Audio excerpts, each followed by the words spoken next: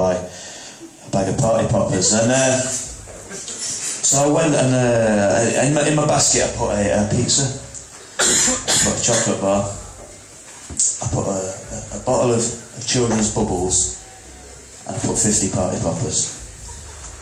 I went to the self-service checkout, and I put through my items. I put through my pizza, put through my chocolate bar, put through my bottle of children's bubbles, and I put through my party poppers. And I pressed continue to pay, but I wasn't allowed to continue to pay.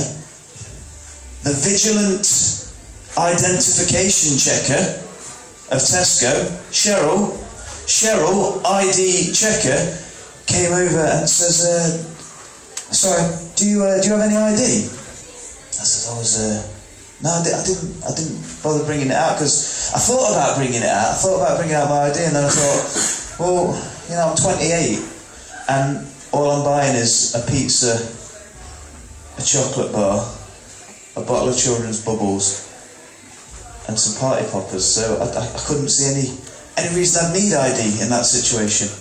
She says, well, I'm terribly sorry, but if you've not got ID, I'm not going to be able to serve you the party poppers. They are licensed under the Firearms Act, and if you don't have age identification, then I'm not going to be able to serve you them. Now, I'm not from the hood. In fact, I can honestly say I am so far in the middle of the social spectrum that I'm at neither extreme end that I've ever even touched a firearm.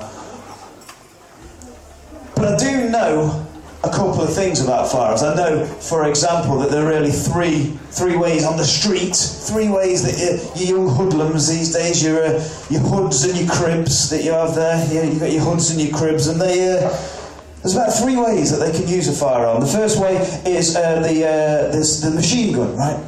And that's used for things such as the drive-by, right? And what that is used for is to fire off a lot of bullets in a small period of time in order to flee the scene, causing maximum carnage. A particular gun that's used, a particular firearm that's used is the AK-47, which is a semi-automatic manual loading firearm which can fire up to 600 rounds per minute. The party popper can fire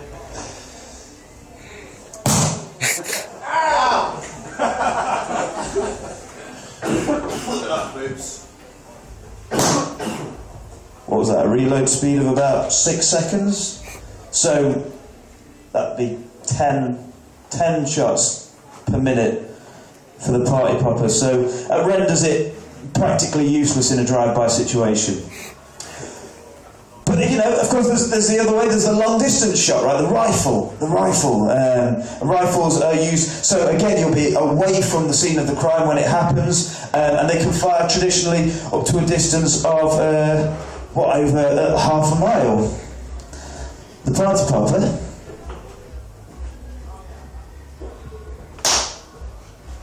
What would you say? That's about a foot. Again, not what you require in a rifle-based sniping situation, but there's one final firearm that you can use on the street, which is the handgun. That would be used face to face like this, And the handgun, what you lose in sort of anonymity, you gain in power. So the handgun can, at best, put a hole in your head, and at worst, take your head clean off. Now, don't panic, sir, but the party popper cannot. I think I've done an effective job in undermining Tesco's firearms policy there.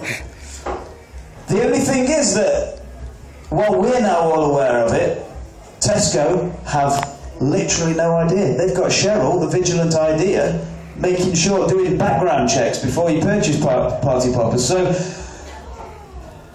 anyone who wants in on this, you can do this right now with me tonight. I've come tooled up. I've got 50 party poppers, a pack of blowers, and a tin of silly string. So I'm off now to Tesco to hold them up and make it a happy Christmas. Thank you very much for listening. I'll hopefully speak to you again up in Chris Mould. Cheers.